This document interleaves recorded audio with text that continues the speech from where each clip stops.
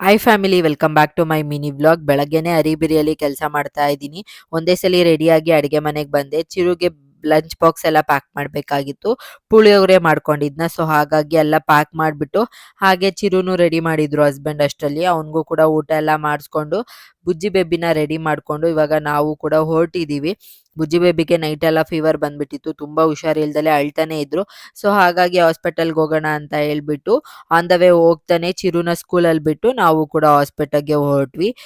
Fever ಇತ್ತಲ್ಲ, ತುಂಬ ದಿನ ಆಗಿತ್ತು. ಈ ನಡುವೆ ಏನು ಮೆಡಿಸನ್ನು ಹಾಕಿದ್ದಿಲ್ಲ ನಾವು. ಹಾಗಾಗಿ ಒಂದ್ಸಲಿ ತೋರಿಸ್ಬಿಟ್ಟೆ ಮೆಡಿಸನ್ ತಗೊಳ್ಳೋಣ ಅಂತ ಹೇಳಿ ಹಾಸ್ಪಿಟಲ್ಗೆ ಹೋಗಿದ್ನ.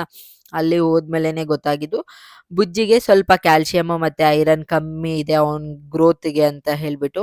ಹಾಗಾಗಿ ಡಾಕ್ಟರು ವೆಯ್ಟು ಹೈಟು ಎಲ್ಲನೂ ಚೆಕ್ ಮಾಡ್ತಾ ಇದ್ರು. ವೆಯ್ಟ್ ಹೈಟ್ ಎಲ್ಲ ಕರೆಕ್ಟ್ ಆಗಿದೆ, ಬಟ್ ಸ್ವಲ್ಪ ಬೋನ್ಸ್ ಎಲ್ಲ ಬೆಳವಣಿಗೆ ಆಗಕ್ಕೆ ಬೇಕಾಗಿರೋ ಕ್ಯಾಲ್ಶಿಯಮ್ ಐರನ್ನು ಸಿಕ್ಕಿಲ್ಲ ಬಾಡಿಗೆ ಅಂತ ಹೇಳ್ತಾ ಇದ್ರು.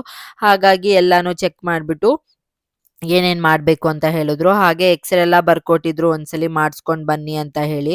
ಅಲ್ಲಿ ಹೋದ್ರೆ ಬುಜ್ಜಿ ಬೇಬಿ ಅಂತೂ ಫುಲ್ ಅಳಕ್ಕೆ ಸ್ಟಾರ್ಟ್ ಮಾಡಿಬಿಟ್ರು. ಆ ಎಕ್ಸ್ರೇ ಹತ್ರ ನಿಂತ್ಕೊಳ್ಳೋಕೆ ರೆಡಿನೇ ಇಲ್ಲ ಅವರು. ಹೇಗೋ ಸಮಾಧಾನ ಮಾಡಿದ್ರು ಅವರು ಅಳ್ತಾನೆ ಇದ್ರು.